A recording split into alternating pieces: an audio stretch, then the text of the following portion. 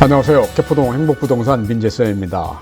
어젯밤 10시에 드디어 2023년을 열어갈 정부 예산안이 통과되었습니다.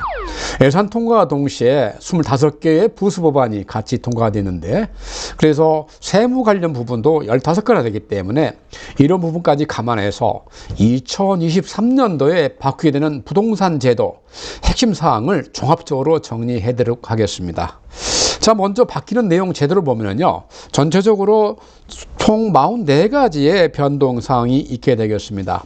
세무 부분에서 22가지, 금융 부분에서 6가지, 청약 부분에서 4가지, 재건축 부분에서 5가지, 임대사업과 임대관리 등에서 11가지, 총 이렇게 44가지 사항이 변경되게 되는데요.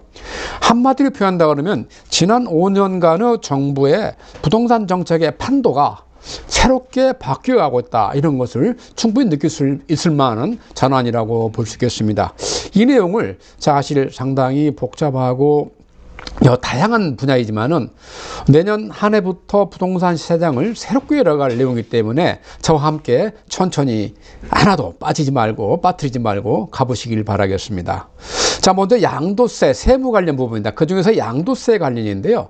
세무 부분에 총 22가지 중에서 양도세가 8가지를 차지하고 있습니다. 제가 이제 화면상에 빨간색 글씨는 좀 더 중요한 부분이고, 특히 그 우측 상단에 별표 표시와 함께 숫자가 적혀 있는데, 이 숫자가 적혀 있는 부분은 좀 더 중요하기 때문에 세부 사항을 말씀드리려고 이렇게 정리해 놨습니다. 하나씩 살펴보면요. 첫 번째, 다주택자 양도세 중과 한시배제가 기한이 1년 연장이 됐습니다. 이 내용은 금년 5월 10일부터 내년 5월 9일까지 다주택자의 양도세 중과를 1년 동안 배제했던 것인데, 그동안 시장에서 반응도 좋고 또 정책적 효과도 거두고 있기 때문에 내년도 분명히 연장될 것이다라는 그런 생각들을 많이 가지고 있었는데, 예상보다 빠르게 결정하고 있다는 것입니다. 그만큼 시장의 반응을 리드해 나가겠다는 정부 정책도 의지도 담겼다고 볼 수 있겠는데요.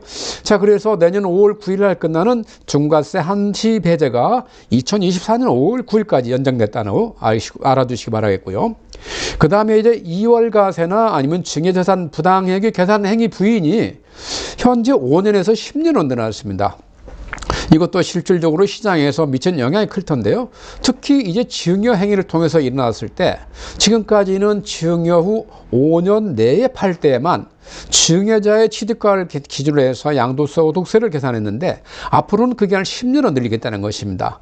그만큼 이런 증여나 아니면은 부당행위 계산행위를 통해서 양도소득세를 피해갈 수 있는 여지를 좁혀놨다고 볼 수가 있죠. 이것도 내년 1월 1일부터 출시되기 때문에 2022년 중에 증여하실 분은 빨리 하시라고 줄기차게 이야기했던 사항 중에 하나였던 것이죠. 다음 세 번째, 단기 보유 양도세율 완화. 즉 현재 우리가 입주권이나 분양권 또 주택 같은 경우 1년 미만은 70%, 2년 이상 60%, 분양권은 2년 이상도 무조건 60%가 최저선이었는데, 이것을 1년 미만 70% 하되 2년 이상은 일반 세율로 하겠다는 것입니다. 일반 세율은 과세 표준에 따라서 6%부터 45% 사이에 있는 것이죠. 이 부분은 실질적으로 단기 보유 세율은 문정부 전으로 돌아갔다고 이해하시면 되겠습니다. 자, 세 번째, 소형 주택 매입 등록 임대주택 같은 경우에는 중과를 배제하겠다, 이런 내용을 담고 있습니다. 우리가 이제 세법상에서 소형주택을 말할 때는 통상 85평방미터 이하를 말한다는 내용이 있고요. 결국은 임대사업 특혜가 다시 시작되고 있다라고 볼 수 있겠습니다. 다섯 번째는 법인 매입 임대 등록 시 법인세 추가 20% 가세를 배제하겠다는 거예요. 이것도 이제는 개인뿐만 아니라 법인에 대해서도 주택을 좀 더 적극적으로 사서 시장을 좀 안정을 시켜다오, 이런 메시지로 읽을 수 있는 부분이 되겠죠. 여섯 번째, 민간건설 임대주택 장특공 70% 주는 것을, 이것이 특례 기간이 금년 말까지 돼 있어요. 근데 이것이 2년 더 연장해서 2024년까지 연장하겠다는 내용이 되겠고요. 또 공공 매입 임대주택용 토지, 내가 갖고 있는 토지를 공공 매입 임대용 주택으로 쓴 사람들한테, 즉 LH나 SH 등에 양도했을 경우는 그 양도소득세의 10%를 면제해 주겠다는 내용인데, 감면해 주겠다는 내용인데, 이것도 금년 말이 시한인데 이것도 2년 연장했다는 내용입니다.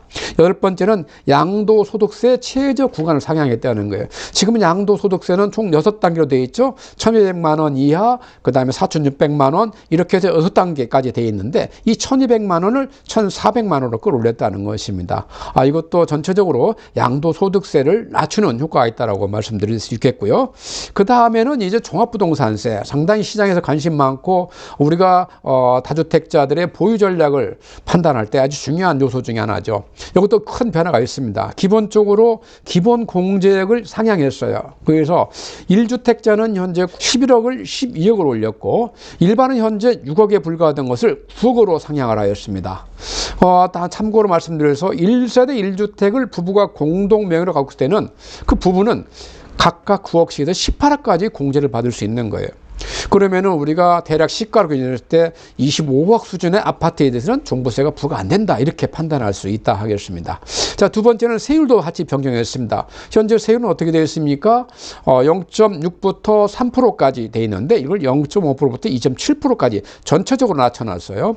여기에 하나 더해서 중과세율도 낮춰놨죠. 지금 현재 조정 2주택 이상, 일반 3주택 이상은 세소 2%부터 1.2%부터 6%까지 돼 있던 것을, 이것을 조정 2주택까지는 일반 세율로 적용하게 돼 있다는 거예요. 그래서 조정 지역 불문하고 3주택 이상일 때만 중과하는데, 그 중과 범위도 2%에서 5%로 최고세율을 1% 낮췄다는 것도 큰 의미가 있다 하겠습니다. 그 다음에 이제 그 3주택이라 하더라도 공시가격의 합계가 12억을 초과하면 또 그건 중과 대상이 아닌 거예요. 그러니까 중과 대상 여부는 공시가격 합계가 12억을 초과함과 동시에 3주택 이상일 때만 중과세를 적용하는, 시장에 그만큼 우리가 다양한 주택 포트폴리오를 갖출 수 있게끔 문을 열었다고 볼 수 있습니다. 또 이제 세 번째, 세부담 상한선도 일어나시겠습니다. 지금은 일반인은 전년도 증세액 대비해서 150%, 조정 2주택 이상은 300%가 있는데 이것을 무조건 다 150%로 일어나시겠다는 것도 의미가 있고요. 아까 말씀드린 대로 양도소득세처럼 이 매입 임대 등록 주택은 소형에 한해서는 종합부동산세 합산 배제하겠다. 이게 문재인 정부 이전으로 다시 돌아갔다고 볼 수가 있겠죠. 자, 이제 세 번째로 가서는 이제 취득세도 많은 변화가 있었습니다. 그동안 실질적으로 다주택자가 되는 것을 막아왔다는 것이 우리가 부자 증세 3종 세트라고 하지 않습니까? 취득세, 양도세, 종부세, 이 세 가지 세 항목에서 중과세 제도가 적용되는데, 이젠 취득세도 중과세를 과감히 없애겠다는 내용입니다. 그래서 조정 2주택까지는 무조건 2% 본다는 얘기 되겠고요. 결국 결론적으로 말하면 다주택자 증가 부분도 조정 2주택부터 8%, 3주택 이상 12%, 법인 12% 했던 것을 전부 4%나 6% 낮춰놨는데, 실제 각 케이스별로 세율은 뒤편에서 자세히 설명드리고 하고요. 전체적으로 말할 때 취득세율이 50% 경감이 됐다, 이렇게 이해하시면 되겠습니다. 그 다음에 이게 하나 또 취득세 증가에서 문제일 거는, 이것이 소급 개시일이 금년 12월 21일이라는 거예요. 아직 법령 개정되지 않았지만은 지구화된 게 아니라 이미 실시되고 있다고 봐도 되는 것입니다. 아니야, 지금 부칙에 못을 박아놨거든요. 그래서 이것은 어제 금년 12월 21일부터 이미 소급 적용되고 있다, 이렇게 이해하시면 되겠습니다.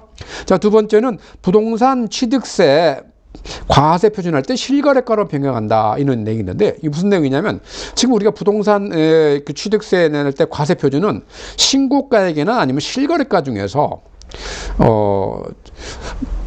높은 것을 적용하게 되어 있어요. 그런데 이것을 실거래가로 통일하겠다는 겁니다. 신고가를 인정 안 하겠다는 내용이 되겠고요. 그 다음에 뒤에 세 번째가 증여 취득세 과세 표준을 시가 인정액으로 변경한다는 거예요. 이것도 굉장히 많은 이슈를 가지고 있고, 금년도에 증여를 해야 되는 이후에 대표적인 사례로 하나 꼽혔던 것이죠. 지금까지는 증여 행위에 대해서 과세 표준은 공시가격을 기준으로 했습니다. 즉 지방세기 때문에 시가 표준액을 기준으로 했는데, 이제 이것이 내년부터는 시가 인정액. 시가 인정은 뭡니까? 매매가나 감정가, 그 다음에 경공매가, 이런 것들이 시가 인정되기 때문에 결국 시가 시가에 준하는 그런 가격을 가지고서 증여취득세를 부과하겠다는 내용이 되겠습니다. 그 다음에 네 번째는 증여취득세를 안하였습니다. 이게 증여취득세가 지금 어떻게 됩니까?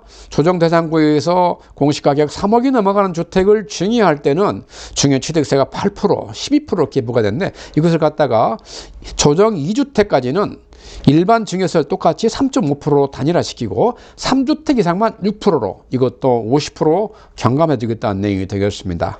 그 다음에 다섯 번째, 생애 첫 주택 취득자 감면 요건을 완화한다는 얘기인데요. 지금까지는 생애 첫 주택자의 취득세를 감면해 주는데 그 대상이 연봉이 5천만 원 이상이에요. 가액이 4억 이하였어요.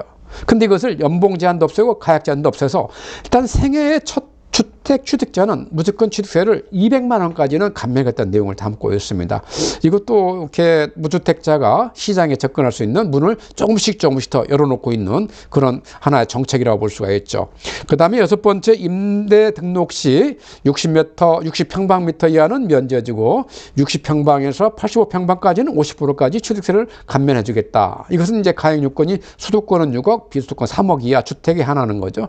이렇게 해서 취득세도 굉장히 많은 그런 완화된 모습을 볼 수가 있겠고요. 이제 임대소득세에서도 똑같은 여건이 벌어지고 있습니다. 지금까지 종합부동산세, 양도세 이렇게 할 때 전부 다 기본적으로 고가 기준이 12억이 있거든요. 이 임대소득세는 이게 9억이 머무르는데 이것도 12억으로 올리겠다는 내용을 담고 있습니다. 그 다음에 이제 또 소형 임대주택 사업자에 대해서는 임대소득세를 3년간 감면했던 것을 그 금년에 끝나는데 이걸 2025년까지 다시 연장한다는 내용을 담고 있고요.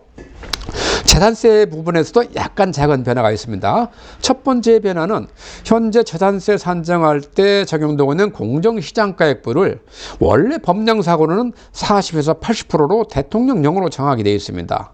그런데 2021년까지는 60%로 쭉 진행되보다 2022년에 최초로 45%로 감면 낮췄던 건데 이것을 45% 이하로 더 낮추겠다는 얘기입니다. 그래서 최종적으로 정부의 방책은 2023년도 가서는 2020년도에 보유세 규모를 맞춰주겠다는 그런 목표를 가지고 있죠.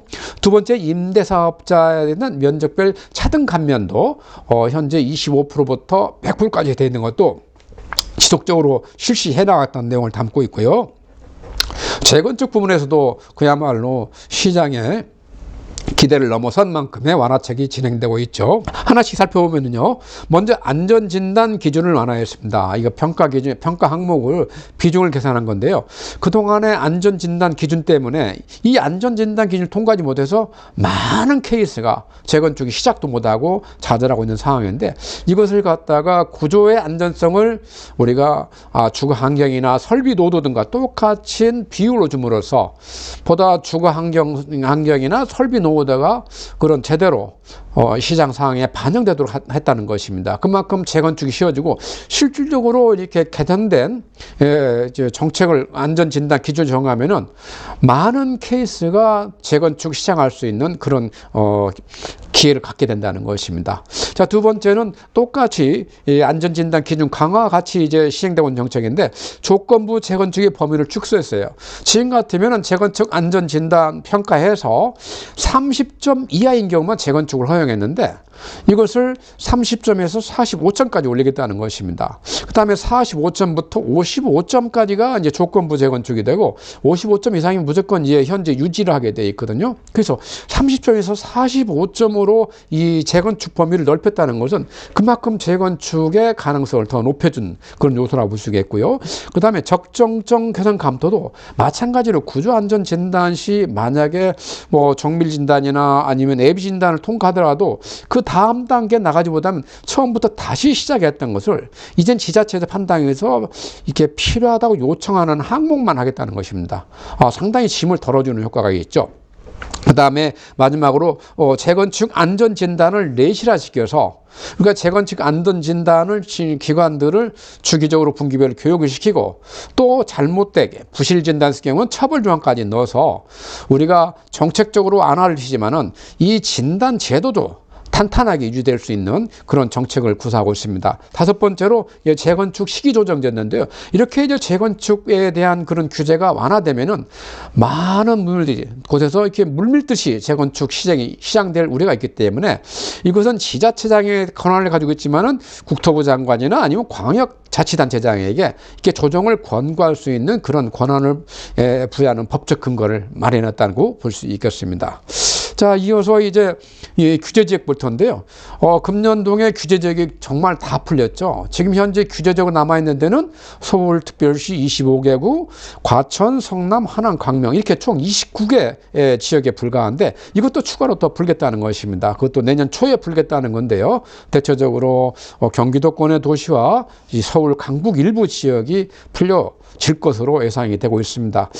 실질적으로 이 규제지역과 동시에 토지거래 허가제가 상당히 시장의 압박력이 작용했지만 아직까지 토지거래 허가에 대해서는 말이 나오지는 않고 있는 상황입니다. 1월 달에 가서 어떻게 풀릴지 좀 더 지켜보고 우리가 투자에 대한 그런 전략을 수정할 수 있다 하겠습니다. 그 다음에 이제 금융 부분인데, 금융 부분은 총 6가지 부분에서 이렇게 완화책이 발표되었습니다. 첫 번째는, 특례 보금자리는 출시. 이것은 상당히 큰 혜택이라고 볼 수가 있겠습니다. 우리가 이 정책 중에서 특례란 말이 들어갔다. 또 한시적인 문제이다. 이렇게 말이 들어가면은 그도 우리가 적극적으로 활용할 필요가 있는 정책이 되겠습니다. 이 특례 보금자리라는 특징은 금액도 증가가 됐지만은 이게 DSR을 적용하지 않는다는 가장 큰 특징을 가지고 있습니다. 우리가 대출을 완화하더라도 LTV 50%까지 완화하더라도 DSR에서 걸려가지고 실제 내가 대출 받을 수 있는 금액이 많지 않은데 이 특례 보금자리는 소득 제한도 없고 지역 제한도 없고 DSR 제한도 없기 때문에 적극적으로 활용할 수 있는 상품이라고 눈여겨보시기 바라겠습니다. 그 다음에 두 번째, 다주택자에 대한 대출을 허용했죠. 그래서 지역 불문하고 LTV를 30%까지 허용한다는 내용이 되었고요. 그 다음에 청년 맞춤형 전세 특례 보증 한도도 확대해서 청년들이 우리가 전세를 좀 더 쉽게 얻을 수 있도록 하겠다는 내용을 담고 있고요. 그 다음에 임차 보증금 반환용 주택담보대출도 허용했다. 지금 전월세 시장에서 많은 문제가 야기되고 있죠. 전세가가 하락하면서 임대인들이 전세가를 반환하지 못함에 따라서 임차인들이 고통을 받고 있는데 그런 임대차 보증금 반환용 전세대출, 자금대출을 허용하겠다는 내용을 담고 있고요. 그 다음에 또 이것도 상당히 중요한 내용입니다. 미분양용 PF 대출 보증 지원을 강화하겠다.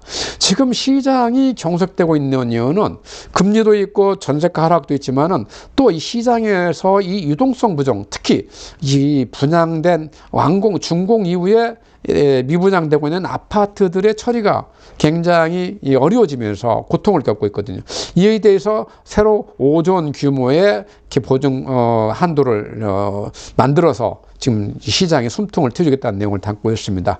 그 다음에 주택담보대출 채무조장 대상 확대, 이것도 우리가 주택담보대출을 받았는데 우리가 상환할 수 없는 형편에 달하면은 이걸 갖다가 지금까지는 굉장히 제한된 범위 내에서 했던 걸 좀 더 넓혀놔서 많은 사람들이 이렇게 채무조정 대상이 되도록 이문을 더 넓혀나겠다는 내용을 담고 있습니다. 자, 이어서 청약 부분인데요. 청약 부분도 총 4가지 부분으로 되어 있습니다. 첫 번째는 이제 민간 분양 청약 가점제를 개편하겠다는 내용을 담고 있습니다. 이 부분 뒤에 설명드리고 하고요. 그 다음에 후순위 청약지는 지역의 거주 요건을 폐지해서 우리가 만약에 미분양 났을 경우에 소위 말한 줍집일 때는 해당 지역의 거주 요건이 필요 없다는 내용이 되겠습니다. 그 다음에 공공분양 미혼 청년 특별 공급제를 도입해서 미혼 청년 또는 신혼부부들이 좀 더 쉽게 청약시장에서 진입할 수 있는 문호를 더 개방한다는 내용이 되겠고요. 그 다음에 중소기업 장기 근속자 특별공급 가점을 조정을 해서 우리가 지금 현재는 최장 15점인데 지금 3년마다 3점씩 부여해서 그 가점도 넓히고 또 간격도 줄여서 이게 중소기업 장기 근로자들이 청약시장에 쉽게 진입할 수 있도록 하겠다는 내용을 담고 있습니다. 자, 그 다음에 이제 임대사업 부분인데요. 임대사업 부분이 이제 2010년 710 대책으로 해서 급격히 몰락한 와중에 다시 이제 2022년 12월 2일 대책을 통해서 이제 부활하고 있습니다. 총 6가지가 이제 나타나고 있는데요. 첫 번째, 자, 신규 아파트를 매입해서 임대사업하면 취득세를 감면하겠다. 물론 여기는 수도권 6억, 비수도권 3억이라는 가액 조건이 있고요. 그 다음에 소형 아파트를 매입 임대사업자는 양도세 증가 배제하고, 똑같이 소형 아파트 매입 임대사업자는 종부세 합산 배제한다는 얘기고, 특히 이 임대사업에서는 다시 아파트가 살아났다는 것도 상당히 눈여겨볼 필요가 있다겠습니다. 그 다음 네 번째, 법인 매입 임대사업 등록 시 법인세 증가제. 지금 법인세 기본 세율에 20% 추가가세 했는데 이 20% 추가가세를 없애겠다는 내용입니다. 다음에 다섯 번째는 15년 장기 임대사업자의 가약 요건을 완화하겠다는 얘기예요. 지금 임대사업은 장기 민간 임대사업 하나밖에 10년짜리 하나밖에 없죠. 근데 10년짜리 없지만 15년까지 하면은 지금 현재 가약 요건의 수도권 6억, 비수도권 3억을 수도권 9억, 비수도권 6까지 끌어올리겠다는 얘기예요. 그러면 상당히 임대사업을 활성화할 수 있는 그 대상 아이템이 넓어지는 것이죠. 그 다음에 여섯 번째, 대출 규제 완화해서 일반 다주택자는 LTV의 30%까지 대출을 받을 수 있는데 등록 임대사업자는 이것을 좀 더 넓혀서 30% 이상을 받도록 하겠다는 내용을 담고 있습니다. 그래서 이번 정책 발표 내용을 보면은 상당히 광범위하게 시장의 문을 열어줬기 위해서 지금까지 쭉 막아왔던 물줄기를 조금씩 열어놓고 있다. 그래서 시장의 어떤 그 물줄기가 좀 더 넓고 원활하게 흐를 수 있는 그런 정책들을 발표하고 있다고 말씀드리겠습니다. 자, 임대관리 부분도 이제 현재 가장 임차인들을 괴롭히고 있는 임대 시장에서의 어떤 문제점을 좀 보완한 정책들이 네 가지가 발표됐는데요. 첫 번째는 임대차 신고 계도 기간이 내년 5월 30일 종료됩니다. 원래는 이제 금년 5월 30일 종료돼서 금년 6월 1일부터는 이 임대차 계약을 미신고했을 때는 뭐 과태료 100만 상당 과태료를 납부하게 되는데 이것을 원행 장관이 아직까지 계도가 덜 됐다 해서 1년 동안 연장했던 거예요. 그래서 내년 5월 31일 이후에 신고가 되면은 이것은 과태료 대상이 되기 때문에 염두에 두시기 바랐고요. 이 신고 대상은 이미 이 제도가 시행된, 그러니까 2021년 12월 10일 이후 계약번이 해당되는 거 꼭 잊지 마시기 바라겠습니다. 그 다음에 두 번째가 상당히 의미 있는 정책이라고 볼 수가 있는데요. 선순위 임대차 정보 및 체납 정보 확인권을 신설했어요. 그래서 임차인이 내가 계약하기 전에 임대인한테 지금 현재 갖고 있는 보유한 주택, 내가 들어가려는 주택지에 같이 있는 걸 말합니다. 특히 이제 다주택, 다가구가 이제 주로 될 텐데, 그 지역의 선순위 보증 내역을 알려주십시오 하면은 임대인은 정보를 제공할 의무를 갖게 됩니다. 또 여기에 더해서 임대인이 과연 미납한 체납된 국세가 있는지 없는지, 세금이 있는지 없는지 이걸 확인할 수 있는 그런 권리를 주겠다는 거예요. 이 임대차 계약서를 가지고 세무서에 가면 세무서에서는 그 임대차 계약서 의지해서 개인정보지만은 이 체납 여부를 알려주게 되어 있습니다. 물론 이것도 개인정보가 너무 과다하게 노출되는 걸 막기 위해서 최소한도 최우선 변제 금액을 넘어서는 경우에만 허용하고 있고, 또 이런 정보를 제공했으면 바로 그 사실을 임대인에게 통보하도록 하게 되어 있습니다. 또 세 번째도 경공매 시 임차 보증금을 당해서보다 우선 변제하겠다는 내용이 담고 있는데 이것도 상당히 의미가 있는데, 예를 들어서 내가 이제 전세를 들었는데 그 집이 경공매에 들어갔어요. 그래서 낙찰됐는데, 낙찰되면 가장 우선순위를 가져간 것이 세금입니다. 당해세금입니다. 당해세라는 건데 그 주택에 부과된 세금을 말하는 거예요. 그러면 내가 등기 권리상으로 선수이지만은 세금한테 밀렸는데 이제는 앞으로 그것을 등기 순으로 하겠다는 내용입니다. 세 번 내용을 추가 말씀드리려고 하고요. 네 번째, 아파트 관리비 공개 대상을 50세대 이상으로 확장했다는 것도, 이것도 실제 관리비를 통해서 많은 부작용이 있는데 이제 아파트가 50세대 이상이면은 전부 다 관리비에 대해서는 공개를 하겠다는 내용을 담고 있습니다.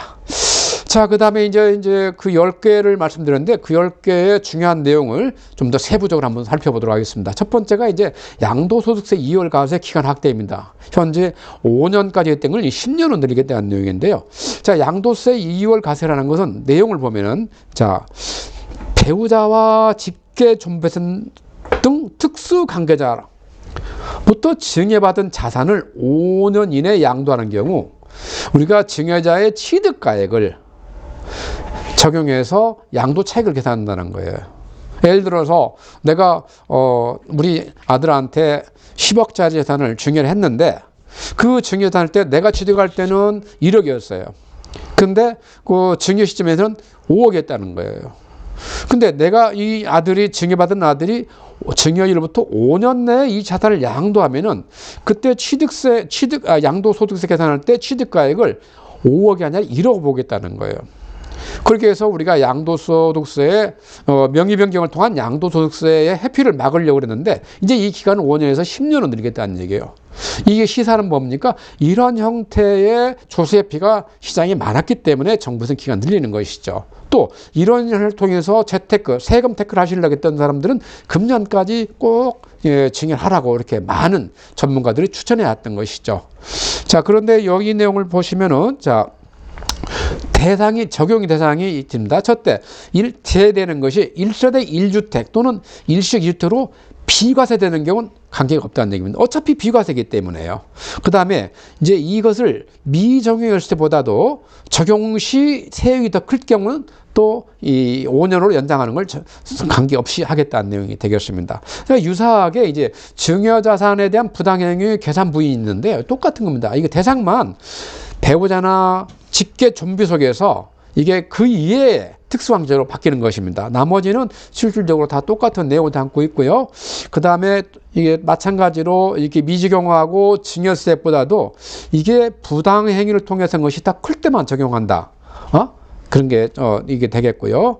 그 다음에 또 하나 적용 대상 중에 이게 보면은 내가 이렇게 해서 실질적으로 이 양도소득세를 회피하는 것이 확실하지만은 그 양도소득 자체가 이 양도소득이 실질적으로 수증자에게 귀속될 때는 이것 적용이 않겠다는 것입니다. 그것은 거래의 진실성을 믿어주겠다는 내용이 되는 것이죠. 자, 이해하시기 바라겠고요. 그 다음에 이제 두 번째가 단기 보유 양도세율을 인하하겠다는 내용이 된 건데요. 지금 현재를 보시면은 자, 분양권과 주택 및 입주권 이렇게 두 가지로 나누고요. 현재 분양권은 1년 미만 70%, 주택 입주권도 1년 미만 70%, 분양권은 1년 이상도 무조건 일괄 60%였어요. 주택은 1년에서 2년까지는 60%하고 2년 이상은 6에서 40% 일반세율을 정했던 것이죠.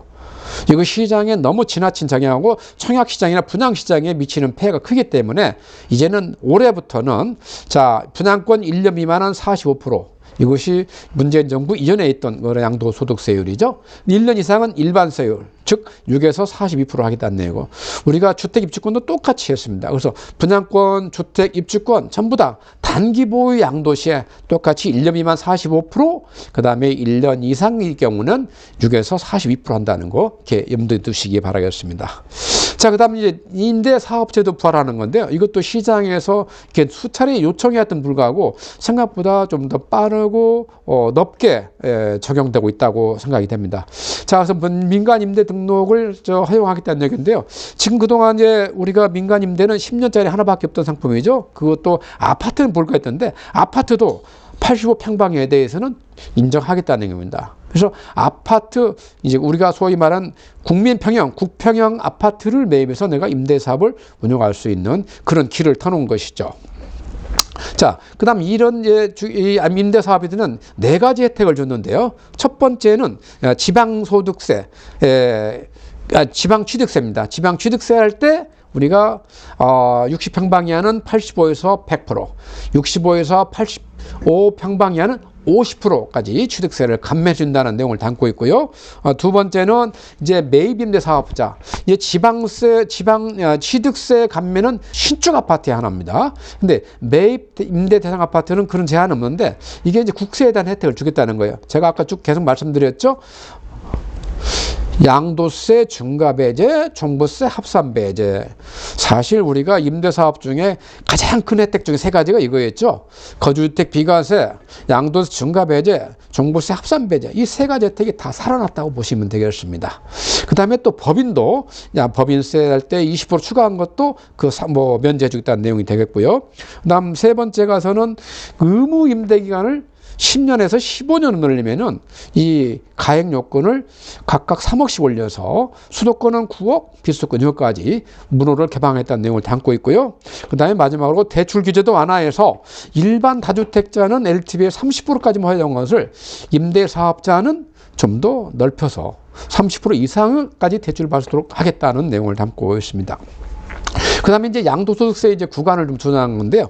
실질적으로 보면은 현재는 양도소득세 구별구간이 1,200만 원 이하, 4,600만 원, 8,800만 원, 1억 5천만 원, 3억 원, 5억 원, 10억 초 이렇게 되어 있습니다. 이걸 갖다가 1,200만 원을 1,400만 원으로 올리겠다는 얘기예요. 그 최저구간이 올라가니까 당연히 1,400만 원 이렇게 올라가게 돼 있죠. 세율은 변경 없지만은 기본적으로 최저 과세 구간을 올려서 양도소득세를 조금이라도 줄 수 있는 그런 그 계기를 마련하겠다는 내용을 되겠고요. 보다 중요한 것은 종합부동산세입니다. 종합부동산세는 정부 목표는 2020년 수준으로 낮추겠다는 거예요. 그래서 현재 기본공제액을 상향을 통해서 그 일을 먼저 하겠는데요. 기본공제 상향은 일반의 경우에는 현재 6억 했던 것을 9억까지 올리고요. 1세대 1주택은 현재 11억인 걸 12억을 올립니다. 그러면 부부가 1세대 1주택을 부부가 공동 명의라는 경우는 일반의 케이스 적용해서 각각 9억씩 해서 18억까지 공제가 되는 거예요. 그러면은 시가로 기준해서 25억 상당 이상의 아파트도 우리가 종부세 과세 대상이 할 수 있는 그런 계기가 되는 것이죠. 자, 두 번째는 이제 중과 대상 완화한다는 내용인 것이죠. 현재 지금 중과 대상은 어떻게 됩니까? 조정 2주택이나 또 3주택 이상은 중과를 받았는데 이제는 그거 없이 지역 불문 없이 첫 번째 과세 표준이 합계가 12억을 초과하고 3주택 이상인 경우만 중과하겠다는 것입니다. 그것도 그 중과세율을 지금 낮췄죠. 지금 1.2에서 6% 했던 것을 2%에서 5%로 낮췄다는 거 이해하시면 되겠고요. 세 번째, 사회부담의 상한선도 일어나시켰습니다. 세부담 상한선을 현재는 일반은 150%, 2주택 이상, 조정 2주택 이상은 300%까지 있는데 이것을 일괄 150%로 일어나시겠다는 건 되니까요. 마지막으로 종부세에서도 아까 세율 변경이 있다고 말씀드렸죠. 일반의 경우에 0.6%에서 3% 했던 것을 0.5%에서 2.7% 이것도 마찬가지 문재인 정부 시절에 환율 체계로 세율 체계로 돌아갔다고 이해하시면 되겠습니다. 자, 실제 정부에서 이렇게 2020년을 줄기차게 하는데 그걸 실제 그래프로 보면은 굉장히 크다는 걸 알 수 있습니다. 어떻습니까? 화면에 그래프를 보니까 그동안 2009년부터 2018년까지는 종합부동산세가 거의 미미했습니다. 이렇게 거의 평탄하게 왔죠. 근데 이것이 19년부터 해서 21년, 22년에서 급격하게 올라갔. 그러니까 많은 다주택자들이 고통을 받을 수밖에 없던 것을 이제 좀 더 완화해서 2020년 수준으로 맞추겠다는 것입니다. 세수를 계절 때 1조 7천억을 맞추겠다는 내용이 되었고요. 실제 대상 국민에 대해서도 현재 122만 명을 66만으로 줄이고 국민의 어떤 그 주택 보유자 대비 8% 했던 것을 4%로 낮춰서 종부세를 종부세답게 만들겠다는 내용으로 바뀌고 있습니다. 자, 그래서 이제 종합부동산 세율 변경 아까 말씀드렸죠. 현재 0.6에서 3% 돼 있던 것을 0.5에서 2.7% 낮추고 또 하나 변화는 현재 12억에서 50억으로 돼 있던 것을 12억에서 25억으로 하나 구간 나누고 25억에서 50억 구간 나눠 구간을 세분화했다는 것도 의미가 있습니다. 그래서 전에는 12억부터 50억까지 1.6% 했던 것을 이제는 12억에서 25억까지 1.3% 그 다음에 25억에서 50억까지를 1.5% 낮췄습니다.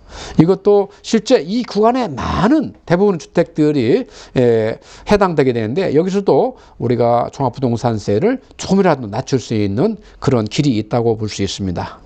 자, 그럼 다주택자의 이제 취득세 중과 조정안인데요. 현재 어떻게 되어 있습니까? 상당히 지금 이 시장에 다주택자가 되는 길을 가로막고 있는 제도였던 거죠. 자, 조정 대상 지역과 비조정 대상으로 나누고 그 다음에 주택수에 따라 나누는데 1주택 때는 무조건 1%에서 3%입니다. 즉 취득가액이 6억 이하일 때는 1%, 6억에서 9억일 때는 2에서 3%, 9억을 초과할 때 3%였는데 조정 2주택이 되면은 무조건 8%가 되는 거예요. 비조정 지역에서는 2주택까지 1.3% 들어가고요. 그 다음 조정 3주택이면 10%로 급격히 올라갑니다. 조정 3주택 이상부터 4주택 법인은 무조건 12%가 했던 것을, 그러니까 사람들이 다주택자가 되는 걸 망설일 수밖에 없는 것이죠. 이렇게 엄격하고 시장에 압박을 주던 취득세율을 이젠 완화시켜서 좀 더 필요한 만큼 이렇게 자연스럽게 거래할 수 있는 기회를 제공하겠다는 내용입니다. 그래서 조정 완화 반응 보면 조정 대상 지역에서는 2주택까지는 똑같이 1.3% 갑니다. 그래서 조정 대상이든 비조정 대상이든 2주택까지는 지역 구분은 안 되겠다는 거예요. 3주택 이상일 때만은 현재 12%를 6%로, 비조정일 때는 8%를 4%로, 그 다음에 법인과 4주택일 때는 조정은 12%를 6%, 똑같이 6% 맞추는 거죠. 그래서 다주택자를 기준으로 할 때는 현행 취득세의 50%를 절감해준다, 이렇게 이해하시면 되겠습니다. 근데 특히 하나 이게 말씀드린 내용은, 이 취득세는 금년 12월 21일부터 소급 적용되기 때문에 혹시라도 거래하면서 불필요하게 과대 납세하는 일이 없도록 참고하시기 바라겠습니다. 이게 만약에 또 이런 질문하신 분이 계세요. 지금 아무래도 국회는 야당이 다수당이다 보니까 법률 통과가 어렵지 않겠느냐, 이렇게 이제 걱정하신 분이 많으시는데, 우리가 양도소득세 중과합의할 때 어떻게 했습니까? 시행령에 위임됐기 때문에 그 시행령 개정을 통해서 지금 하고 있는 것이죠. 지방소득세의 이 취득세 부분도 시행령이 위임됐기 때문에 만약에 법안 개정에 실패를 하면은 현 정부에서는 시행령 개정을 통해서 이건 충분히 실행할 수 있는 정책이다, 이렇게 이해하시기 바라겠습니다.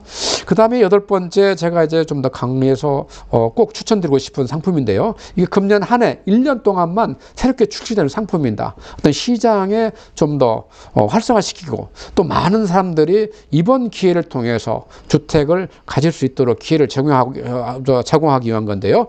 자, 이름하여서 특례 보금자리 논의입니다. 잊지 마세요. 금년 한 해에 한씩 한다는 것이고요. 지금 현재 3가지 형태의 보금자리는 운영되고 있는데 이걸 다 합쳐서 통합하겠다는 거예요. 그래서 주택 가격이 현재 6억이었던 것을 9억까지 끌어올리고, 대출 한도도 3억에서 5억까지 끌어올리고, 보다 중요한 건 소득 한도를 없애겠다는 거예요. 지금까지는 뭐 7천만 원 이하이든 1억이었는데 그런 한도가 있었는데 한도 제한 없이 다 받을 수 있다는 것입니다. 하나 또 지금 가장 또 시장에 문제되는 금리가 뭐 4에서 6% 사이인데 이것을 4%대 중반으로 단일화시키겠다는 거예요. 또 하나 장점이, 이 대출 용도를 신규 주택을 구입하든 대안을 하든, 즉 기존에 있던 주택담보채를 상환을 하든, 아니면은 우리가 임차 보증금도 다 대출하겠다는 거예요. 그래서 정말 광범위하게 내 필요에 맞게끔 정부의 혜택을 받을 수 있는 상품이기 때문에 이 상품에 많은 관심 가지고 활용할 수 있는 방안을 강구해 보시기 바라겠습니다. 자, 여기 4% 예상이고요. 말씀드린 대로 DSR 규제 안 받는 것도 그야말로 큰 특징이란 것 잊지 마시기 바라겠습니다. 자, 9번째는 이제 민간 분양 청약 가점제 개편했는데요. 지금 현재 청약 가점제는 어떻게 됩니까? 가장 기본적으로 가족 수가 많아야 되고 오래 무주택이 됐잖아요.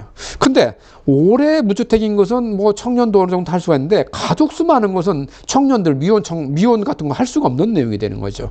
그러다 보니까 가점제만 적용되는 지역에서는 청년들 무조건 청약 기회를 가질 수가 없는 거예요. 근데 이것을 좀 더 융통성 있게 발휘해서 청년이 들어갈 만한 소유주택은 가점제도 하면과 동시에 추첨적으로 하겠다는 내용이에요. 구체적으로 보면은 현재 투기과열지구에서는 우리가 면적이 60평방 이하, 80평방 이하인 경우는 전부 받점제로 하는 거예요. 투기과열지구에서. 근데 이것을 개선해서, 자, 60평방 이하, 좀 청년들이 들어갈 수 있는 주택이라고 볼 수가 있죠. 가점 40%, 추첨 60% 하겠다는 겁니다. 청년도 충분히 청약시장을 통해서 자가를 마련할 수 있는 기회를 넓혀놓겠다는 내용이죠. 그 다음에 85평방 초과인 경우는 청년들은 아무래도 이런 그 비용, 경비 예산 부담이 절감이 되기 어렵기 때문에 청년보다도 우리가 그냥 현재는 중장년층이 이 상대적으로 유리한 가점제를 많이 하겠다는 거죠. 가점 80%, 추첨 20%만 하겠다는 내용입니다. 조정 대상 지역은 더 넓어졌어요. 조정 대상에서는 현재 가점 75, 추첨 25% 했던 것을 가점 40%, 추첨 60%. 또 85평 가지고 또 똑같이 50% 이렇게 해서, 그래서 청년들도 우리가 투기과열지구든 조정대상지구든 소위 말하는 핵심지구라도 추첨을 통해서 진입할 수 있는 길을 넓혀놓은 정책이다, 이렇게 이해하시면 되겠습니다. 자, 마지막으로 이제 임차주택 경공매 시 당해세 우선 제외 우선 A 적용인데요. 이것도 현재 보시면은 우리가 이제 내가 임차인 주택이 뭐 여치 어쩔 수 없는 사안에 따라서 경공매에 들어갔다. 그러면 나도 당연히 배당금을 신청을 해서 이제 받게 될 텐데요. 현재는 당해세, 즉 해당 주택에 부과된 세금은 무조건 1순위로 공제를 받았어요. 이게 경공매 낙찰득음에서 그게 세금 빠져나가고, 그 다음에 이제 저당권이냐 아니면 내 임차권이냐, 뭐 전월세 보증금 우선이냐에 따라서 이제 순서 정했는데, 그걸 갖다가 이제는 당해세가 있더라도 내가 만약 임차 보증금이 우선이면은, 또는 당해세 해당만큼은 임차 보증금에 한해서 우선 주겠다는 거예요. 예를 들어서 당해세가 5천만 원이었어요. 그러면 그 5천만 원은 세금 가져가는 게 아니라 임차보증금을 먼저 하겠다는 거예요. 임차보증금이 이 저당권보다 후순위 하더라도 일단은 이 당해세만큼은 그만큼은 내가 미리 확보하고 들어가는 거예요. 그 이후에 내가 임차보증금이 우선 있으면은 다 받고, 그 사이에 저당권이 먼저 있으면 저당권 가고, 그 다음에 내가 부족한 임차보증금 보전 받고, 그리고 남았을 때 당해세 받겠다는 것이죠. 그 정부는 어떤 대책 가지고 이렇게 막 퍼주느냐? 정부 당해세는 이 주택 말고 다른 재산을 찾아서 그 재산에 대한 우리가 구상권 행사해서 받겠다는 내용을 담고 있는 것이죠. 실질적으로 정부 세금은 이 채무자에게 모든 선택을 할 수 있기 때문에 그만큼 선택의 범위가 넓은 데 비해서 우리가 임차인들은 딱 하나 갖고 있던 것이 세금한테 양보할 수밖에 없던 걸 이제 이번 정책 변경을 통해서 임차보증금이 우선적으로 보호받을 수 있는 길이 틀렸다는 거. 이것도 상당히 경공매 시장에서는 큰 변화라고 이해되고 있습니다. 자, 오늘은 이제 2023년부터 바뀔 부동산 관련 제도 총 44가지에 대해서 제가 안내를 해드렸고요. 그 중에서 너무 많은 내용 말씀드리니까 좀 헷갈릴 것 같아서 정리를 다시 한번 해봤습니다. 자, 일단 양도세 부분에서는 중과 배제 연장이 2024년 5월까지 했다는 거 함유해 두시고요. 그 다음 2월 과세 연장이 현재 5년 기간에서 이제 10년 연장돼서 그만큼 우리가 이런 2월 과세나 증여행위를 통한 양도세 회피 그런 길을 차단하겠다는 내용이 되겠고요. 단기 세율도 완화해서 현재 70%를 45%로 완화했다는 것도 되겠고요. 그 다음 소형 임대주택은 양도세 증가 배제해서 제하겠다. 내용이 났고요. 종합부동산세에서도 기본공제를 상향했다. 현재 11억을 12억으로 6억을 9억으로 올렸고요. 세율 변경도 0.6, 3%에서 0.5, 2.7% 낮췄고, 다주택자 증가도 12억을 초과하고 3주택인 경우에만 적용하는데, 이것도 이 세율도 2%에서 5%로 해서 최고세율을 낮췄다는 것도 염두에 두시기 바라겠습니다. 마찬가지로 임대주택에 대한 종합부동산세 합산 배제 혜택이 다시 보여되겠고요. 취득세 부분에서도 중과 대상을 완화해서 조정 대상 그런 지역 불문 없이 3주택부터 중과를 하는데, 기존 취득세에 대해서 50% 갖겠다. 예를 들어서 3주택에 8%였던 것을 4%, 10%를 6%로 낮췄다는, 법인도 10%였던 것은 6% 낮췄다는 것이죠. 이해하시기 바라겠고요.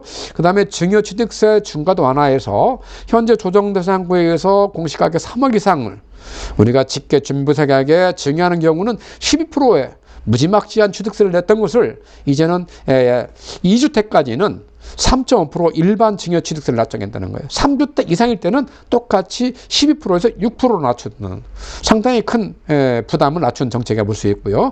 그 다음에 증여취득세 과세 변경을 현재 우리가 공시가격, 즉 시가 표준액에서 시가 인정액, 시가로 변경된다는 것 염두에 두시기 바라겠습니다. 그 다음에 재건축하고 규제에서는 안전진단 규제의 완화 등, 그 다음에 뭐 이렇게 재건축 대상에 대한 그런 점수 기준을 완화한다든가 많은 변화가 있죠. 그 다음에 규제제익도 이제 추가로 내년 초에 완화하겠다는 내용을 담고 있고요. 금융 부분에도 많은 변화가 있습니다. 특히 제가 말씀드렸죠. 특례 보금자리는 지켜보시고 관심 있게 보시라는 내용이고요. 다주택자도 이제는 LTV 30%까지 허용한다. 임대사업자는 LTV 30%를 초과해서 대출하겠다 하는 내용을 담고요.